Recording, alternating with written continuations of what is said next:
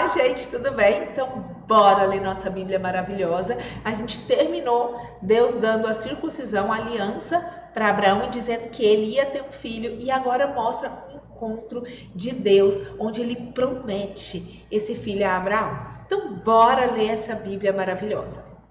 O Senhor apareceu a Abraão perto dos cavalos de Manre, quando ele estava sentado à beira da sua tenda na hora mais quente do dia. Gente, imagina um dia quente, a pessoa lá, meio-dia, sentada na beirada da tenda, e Abraão ergueu os olhos e viu 3 homens de pé a pouca distância. Quando os viu, saiu da entrada da sua tenda, correu ao encontro deles e curvou-se até o chão.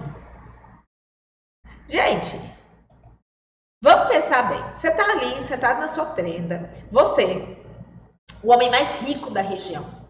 Você é tão rico, tão rico, tão rico, tão rico, que tem centenas de pessoas trabalhando para você. Um homem que viveu justo durante toda a vida, onde a esposa, onde todo mundo o trata com honra. Então, um homem extremamente honrado, um homem que tem fama de ninguém mexer com ele. Você sabe por quê? Porque ele venceu uma guerra com 4 reis estrangeiros. Uma guerra, gente, onde 5 reis se juntaram e não conseguiram vencer. Um homem que, quando pegou o espólio, nem quis devolver os espólios da guerra, o que deixa ainda mais honrado. O homem mais importante de toda a região. Ele tá lá sentado, né? Tô lá sentado no calor, com sol, tá certo? Imagina o tanto que essa terra tá quente. E quando eu vejo 3 homens aproximando, eu saio correndo e me curvo no chão. Você tem ideia do quão humilde Abraão era? Do quanto ele tinha certeza que ele não sustentava nem o ar dos seus pulmões? Dependendo da honra, ele via como tão honrado aquelas pessoas que chegaram. O olho espiritual dele foi tão aberto que ele saiu correndo e se jogou no chão. O homem com a maior vanglória, que é essa glória vã, mais poderoso da região, foi como um homem extremamente humilde aos pés do que estava vindo. E aí a gente fala assim, ó, meu Senhor. Tinha 3 homens, mas dentro desses 3 homens tinha um, que era o mais importante de todos. Ele se joga no chão e fala, se eu mereço o seu favor, não passe pelo seu servo sem fazer uma parada. Mandarei buscar um pouco de água para que lavem os pés e descansem debaixo da árvore. Vou trazer a vocês também o que comer, para que recuperem as suas forças e prossigam para o caminho, agora que já chegaram até este servo. Gente, tem um livro chamado Quem Almoçou com Abraão? E ele vai mostrar que Deus apareceu para Abraão em carne. Quem é esse Deus que se fez carne? E ele vai mostrar que estava em carne porque precisava descansar, comer, recuperar as forças. Então era um Deus que comia, era um Deus que descansava. Eu lembro, e vocês também, no Novo Testamento, fala que antes de Abraão, né, eu sou. Então, Deus que estava antes de Abraão, que conheceu Abraão, que decidiu vir encarnar na semente desse Abraão. Esse Deus maravilhoso chegou ali, Abraão se prostrou e fala, pelo amor de Deus, não ande, não faça nada, deixa eu te servir. Ô Senhor, se você puder, me dá a honra de parar, me faça a honra de eu te servir. E ele saiu correndo quando ele foi autorizado, está bem, faça como está dizendo. Ele saiu correndo, ele falou, Sara, depressa, pega 3 medidas da sua melhor farinha, massa e faça os pães. Eu acho que a Sara era a melhor cozinheira da região. Sabe quando assim, ó, tem aquele prato especial, você fala, fulano, faz esse prato, pelo amor de Deus. Então ele correu para Sara. Ele pediu para Sara fazer o melhor pão. Ele depois correu ao rebanho e escolheu pessoalmente o melhor novilho, o que ele tinha de melhor. E ele deu para o servo para preparar. Ele não pediu para o servo escolher, ele mesmo fez questão de escolher. E aí ele trouxe coalhada, leite, novilho, tudo que viesse preparado e os serviu. Enquanto eles estavam comendo, ele ficou perto deles, em pé, debaixo da árvore. Gente, isso é mordomia. Ele ficou olhando, esperando, de pé. Porque se ele quisesse água, ele ia correr para pegar água. Se quisesse alguma outra, se quisesse mais pão. O que Deus quisesse, ele estava lá pronto. Abraão, aqui, pegou tudo que ele tinha de melhor e colocou aos pés. Tipo, Deus, deixa eu te servir. E além disso, ficou esperando. Não com preguiça espiritual, mas ali, ó, igual um mordomo do tipo, tá bom, eu posso fazer mais? O que você quer? Ele ficou esperando para que Deus pudesse pedir mais coisas. Oh, gente, que coisa mais linda. Que Deus possa nos ensinar essa mordomia. Que a gente possa aprender a dar o nosso melhor, o que existe de melhor para Deus. Na ânsia, né? Pedindo o favor, Senhor, me deixa te servir. E em pé, esperando qualquer coisa que ele possa falar. E aí, Deus perguntou, onde está sua mulher? Ali na tenda. Gente, Deus sabia onde estava a mulher, né? Mas esperou para ver se Abraão sabia. Então disse Deus, voltarei a você na primavera e Sara, sua mulher, terá um filho. Sara escutava atrás da tenda. Abraão e Sara já eram velhos de idade bem avançada e Sara já tinha passado da idade de ter filhos. Por isso riu consigo mesma quando pensou, depois eu já estar velha e meu senhor já idoso, ainda terei esse prazer? É tão engraçado. Ela era jovem quando casou. Ela era bonita, né? Tanto que Abraão tinha medo de morrer pela beleza da esposa. E ela não teve filhos a vida toda. E agora ela já estava na menopausa. Ela passou da idade de ter filhos, ela já não menstruava. Ela falou, depois de estar velha, meu esposo já está idoso. Será que eu tenho esse prazer? Se brincar... Abraão, por causa da idade, já estava começando a ficar impotente. Se brincar, os dois já nem namoravam. Gente, os dois estavam velhinhos. Será? E aí ela duvidou. Como a gente duvida? Sabe, Deus sabe que nós temos pouca fé. Ele mesmo chamou homens de pequena fé. Ele mesmo pediu para a gente vigiar e orar. E pedir por fé. O grande problema não está em a gente não ter fé. O grande problema está na gente fingir que tem fé, fingir que acredita, fingir que põe a esperança. Então, a gente vai vendo aqui Deus falando, mas o Senhor disse a Abraão, por que Sara riu e disse, poderei realmente dar luz agora que sou idosa? Então, por que Sara está duvidando? E Deus mesmo vai lá e fala, existe algo impossível para o Senhor? Ele diz, eu mesmo vou dar.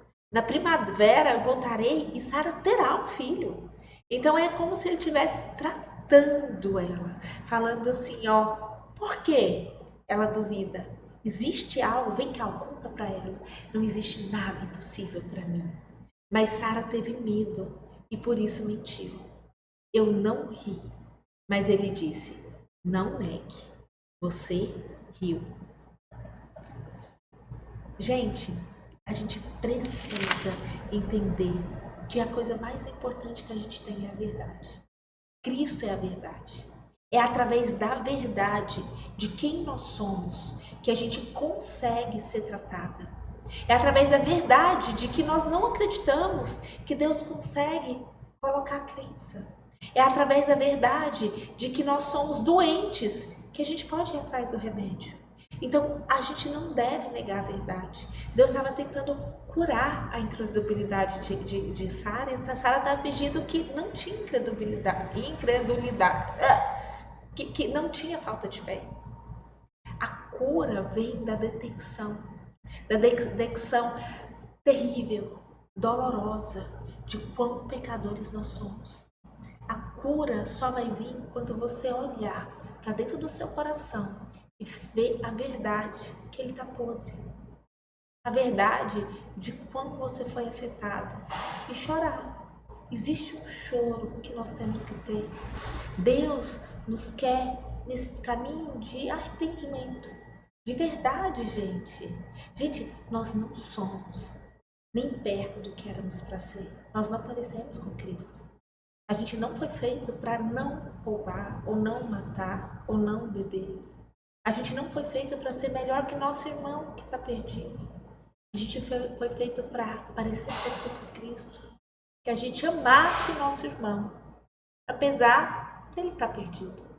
Então, existe uma verdade de o quão nós somos profundamente pobres, cegos, nus, que se a gente negar, a gente não consegue atuar.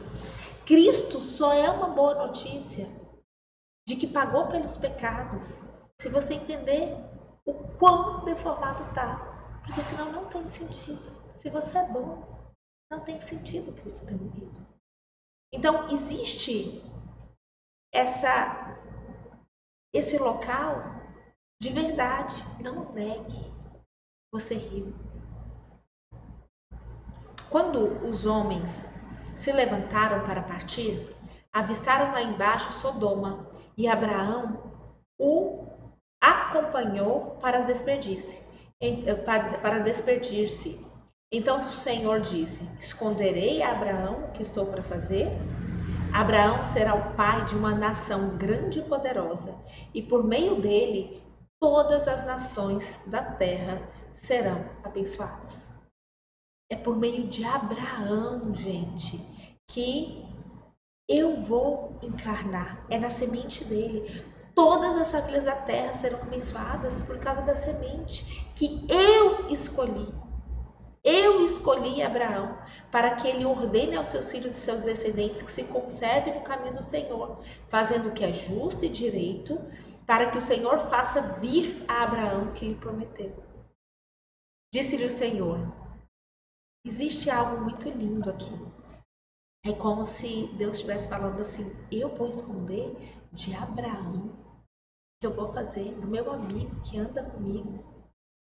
Profetas, gente, tem a ver com a palavra profética, que é a Bíblia. Então, quer saber o que é profecia?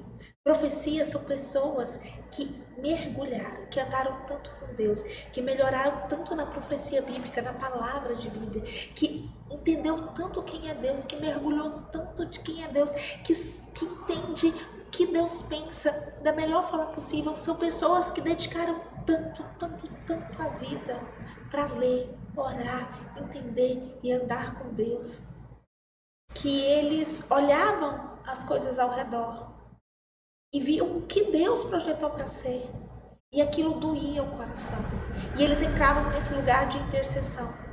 Todos os profetas que apareceram na Bíblia foram pessoas que mergulharam nas escrituras bíblicas. São pessoas, tanto que você leu, existe uma intertextualidade tão grande que eles estavam encharcados da palavra de Deus. E através de ver a palavra de Deus e ver o que não acontecia, o coração deles gemia nesse local de intercessão.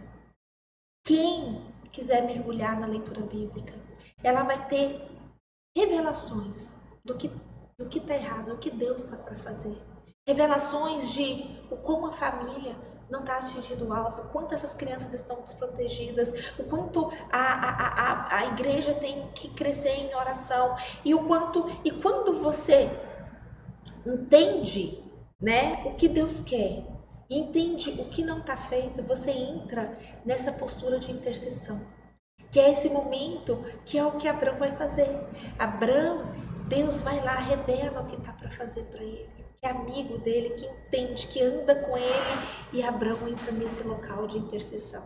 Na nossa igreja tem que crescer em intercessão, em colocar na brecha e entender quem é Deus. Vamos mergulhar na palavra e vamos orar pelas nossas famílias, pelas crianças, pela proteção, por discernimento espiritual, por aumento de fé. E aí, disse-lhe, pois, o Senhor: as acusações de Sodoma e Gomorra são tantas, e o pecado é tão grave, que descerei para ver o que eles têm feito corresponde ao que eu tenho ouvido, senão eu saberei. Gente, isso aqui é algo legal. Legal que eu falo de lei. A Escritura, ela mostra, vez por vez, quase o tempo todo, que nosso Deus é justo. Isso aqui é uma revelação de quem Deus é e mostra a justiça de Deus. Ele diz que teve acusações. Ele não vai lá destruir Sodoma e Gomorra à toa. Teve acusações e ele vai ver se o que está acontecendo condiz com as acusações, para ver se ele vai julgar. O nosso Deus se revela como um justo juiz. Ele espera a maldade ascender ao máximo. Lá, quando tá acontecendo o Apocalipse, toda vez que fala é justo, justo, justos são os seus caminhos. A justiça de Deus é exaltada em toda a Bíblia. E a justiça de Deus, ela mostra que nunca vai haver injustiça no julgamento. Ele, se hoje todos nós formos por inferno, nós ainda vamos clamar, Deus é justo e nós merecemos o inferno, porque nós não somos a imagem de Cristo, que nós fomos criados para ser. Deus é santo e a gente está cheio de pecado. Cada um conhece seu coração e sabe do que eu estou falando. Então, se ele quiser mandar a gente para o inferno, ele é um justo juiz, ele não está fazendo errado, mas graças a Deus ele é misericordioso e o sangue de Cristo, o único justo verdadeiro, caiu na terra, caiu em nós para nos purificar, né? Mas Deus é justo. E aí a gente vê Abraão intercedendo. Os homens partiram dali e foram para Sodoma, mas Abraão permaneceu diante do Senhor. Abraão aproximou-se dele e disse: exterminará o justo com o ímpio? Se houver 50 justos na cidade, ainda destruirá e não pouparás o lugar por amor aos 50 justos que nele estão? Longe de ti fazer tal coisa, matar o justo com o ímpio, tratando o justo e o ímpio da mesma maneira. Longe de ti, não agirá com justiça o juiz de toda a terra? Então, do tipo, Deus é uma das coisas. Deus vai matar o justo com o ímpio? Não, Deus é justo. Deus jamais vai tratar os dois iguais. E o Senhor revelou: se eu encontrar 50 justos em Sodoma, eu vou poupar a cidade inteira por amor a eles. Eu jamais. Eu sou um justo juiz. Eu que julgo toda a terra, nunca iria condenar um justo com ímpio. Mas aí Abraão começou a falar: sei que já fui muito ousada a ponto de falar ao Senhor, eu que não passo de pó e cinza. Olha para você ver a humildade. E é verdade, todos nós não passamos de pó e cinza. Andar com Deus é esse caminho de entender o quão nada nós somos. Ainda assim pergunto: e se faltarem 5 para completar os 50 justos? Destruirá a cidade por causa dos 5? Disse ele: se encontrar ali 45, não destruirei. Então ele pensou: não, 45 deve ter, né? 50, 45. Aí ele falou: e se encontrarem apenas 40? Ele já começou a duvidar: será que nessa cidade tem alguma coisa? Insistiu Abraão. Ele respondeu: por amor a 40 não a destruirei. E ele continuou: não te ires, Senhor, mas permita-me falar. E se foram apenas 30? Então, já começou a cair mais. E ele respondeu: se encontrar 30, não destruirei. E prosseguiu Abraão: agora que eu já fui tão ousado falando ao Senhor, pergunto: e se forem apenas 20 encontrados ali? Ele respondeu: por amor aos 20, não destruirei. Então Abraão disse ainda mais, porque agora ele ficou com medo. Ele falou: não, 50 deve ter, mas se não tiver 45, 30, 20? Gente, o mundo é tão triste que a gente sabe que não existe um justo sequer, se não fosse por Cristo. Então Abraão disse ainda: não te ires, Senhor, mas permite-me falar só mais uma vez. E se forem apenas 10 encontrados? Ele falou: por amor aos 10, não a destruirei. Tendo acabado de falar com Abraão, o Senhor partiu. E Abraão voltou para casa. Gente, você sabe o que eu acho mais lindo? É que Deus não vai destruir tudo por amor a um justo, que é Cristo. Então, a gente sabe que o ser humano, a maldade, acho que a gente nem tem, Abraão nem tinha ideia do quanto o pecado era algo que deformava, e acho que a maioria de nós ainda não temos ideia do quanto essa maldade é ofensiva, do quanto esse poder é horrível, esse poder do mal dentro de nós, né? Diz que todo homicídio, toda maldade, todo estupro, tudo que existe de ruim do mundo saiu do nosso coração. E aí Ele pensou, não, ali pelo menos 10, pelo menos 8, pelo menos 5. E é o que Deus falou, eu sou justo. Eu, não há, não há ninguém. Mas como não tinha na espécie humana, o próprio Cristo não se apegou a Deus. Ele prometeu um descendente da mulher. Ele foi traçando essa semente e ele encarnou. Ele encarnou no momento exato que deveria ter encarnado. Não por causa de para ir contra impérios nem nada, mas para pagar o preço dos nossos pecados, para tomar esse cálice da ira de Deus e poder dizer que está consumado, foi pago na cruz, para que a gente não fosse para a destruição. Então, o convite aqui é realmente, primeiro, entender, mergulhar na palavra, entender quem é Deus. Depois, olhar tudo que não condiz com o que Deus quer e entrar nessa brecha de intercessão, sabendo que você só pode falar com Deus e você só pode interceder porque Cristo pagou o preço. Existe um local, gente, não orar, não interceder, não entrar nessa brecha, é jogar fora o sacrifício de Cristo. Porque foi Cristo que nos religou ao Pai. Quando Deus olha para a gente, Deus vê seu filho, a gente está coberto do sangue dele. Então, vamos orar.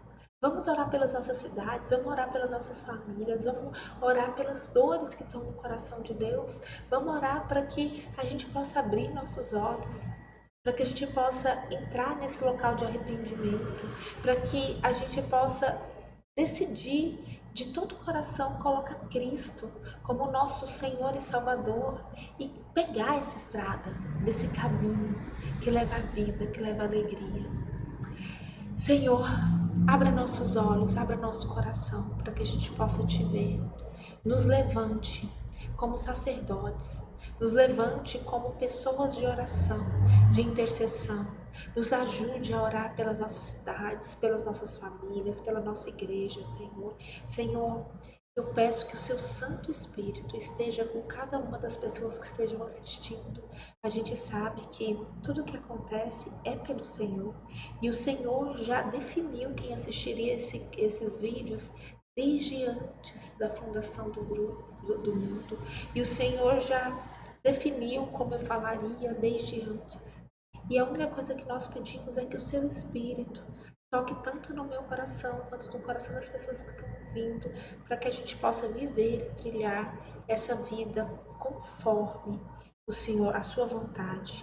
A minha intercessão é para que todos os santos se levantem em oração, em leitura da sua palavra, e entenda quem tu és.